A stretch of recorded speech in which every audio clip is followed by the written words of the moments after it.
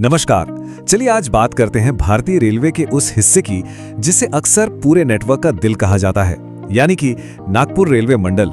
आइए समझते हैं कि आखिर इसे इतना बड़ा दर्जा क्यों दिया गया है। तो सबसे बड़ा सवाल यही है कि आखिर नागपुर को भारतीय रेलवे का हृदय क्यों कहा जाता है। देखिए, ये सिर्फ एक कहने की बात नहीं है, इसके पीछे बहुत ही ठोस भौगोलिक, ऐतिहासिक और रणनीतिक कारण हैं जिन पर हम एक एक करके नजर डालेंगे। तो इस सफर में हम क्या क्या देखने वाले हैं?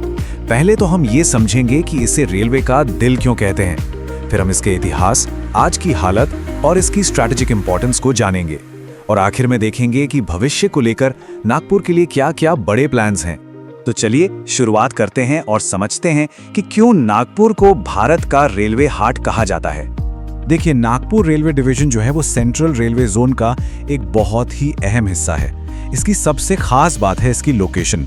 ये भारत के ठीक बीचों बीच, मतलब ज्योग्राफिकल सेंटर में है।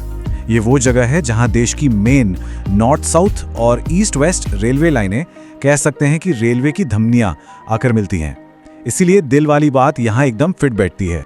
लेकिन ये हमेशा से ऐसा नहीं था। इसकी कहानी भी काफी दिलचस्प है। चलिए जरा इतिहास में झांकते हैं और देखते हैं कि ये दिल धड़कना शुरू कैसे हुआ। इसकी कहानी शुरू होती है 1867 में, अंग्रेजों के जमाने से, जब ये ग्रेट इंडियन पेनिनसुला रेलवे यानी GIPR और बंगाल नागपुर रेलवे यानी BNR का हिस्सा हुआ करता था। फिर आज़ादी के बाद 1951 में जब इंडियन रेलवे को फिर से ऑर्गेनाइज किया गया, तब नागपुर को सेंट्रल रेलवे का हिस्सा बनाया गया।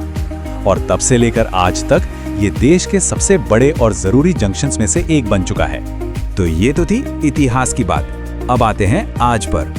देखते हैं कि आज का नागपुर डिवीजन कैसा है, इसका नेटवर्क कितना बड़ा और कॉम्प्लेक्स है। देखिए, नागपुर जंक्शन खुद देश के 10 सबसे बिजी स्टेशनों में से एक है। फिर आता है अजनी, जो एक बहुत बड़ा मेंटेनेंस और कोचिंग डिपो है। इसके अलावा वर्धा जंक्शन और बल्लारशाह जैसे स्टेशंस भी बहुत अहम हैं। यहाँ का इंफ्रास्ट्रक्चर भी कमाल का है। लगभग 100% रूट इलेक्ट्रिफाइड है और अजनी में एक बहुत बड़ा लोको शेड है जो मालगाड़ी और पैसेंजर ट्रेन दोनों को संभालता। और कनेक्टिविटी का तो क्या ही कहना। मतलब सोचिए, भारत के किसी भी बड़े शहर में जाना हो, दिल्ली, मुंबई, चेन्नई, कोलकाता, नागपुर से आपको सीधी ट्रेन मिल जाएगी। यही चीज इसे पूरे देश को जोड़ने वाला एक सेंट्रल पॉइंट बनाती है। चलिए थोड़ा और गहराई में उतरते हैं, समझते हैं कि नागपुर की स्ट्रेटेजिक इंपॉर्टेंस आखिर है क्या। ये सिर्फ एक बड़ा जंक्शन नहीं है, मामला उससे कहीं ज्यादा बड़ा है। इसके महत्व को हम 3 हिस्सों में देख सकते हैं। पहला, इसकी ज्योग्राफिकल लोकेशन, जो कि जाहिर है। दूसरा, इकोनॉमिक यानी आर्थिक वजह जो देश के सप्लाई चेन को चलाती हैं। और तीसरा, मिलिट्री के नजरिए से इसका महत्व जो हमारी नेशनल सिक्योरिटी के लिए जरूरी है। ज्योग्राफी की बात तो हम कर ही चुके हैं। भारत के बिल्कुल सेंटर में होने की वजह से ये नेचुरली ही सभी दिशाओं से आने वाली ट्रेनों के लिए एक मीटिंग पॉइंट बन जाता है। इसे किसी ने प्लान नहीं किया, ये तो भूगोल का ही कमाल है। आर्थिक तौर पर देखें तो ये एक पावर हाउस है। चंद्रपुर की जो कोल बेल्ट है और बाकी भारी उद्योग, उनके लिए ये एक लॉजिस्टिक्स हब का काम करता है। कोयला, सीमेंट, स्टील, ये सारी जरूरी चीजें देश भर में यहीं से होकर गुजरती हैं। कह सकते हैं कि ये इंडस्ट्री की लाइफलाइन है।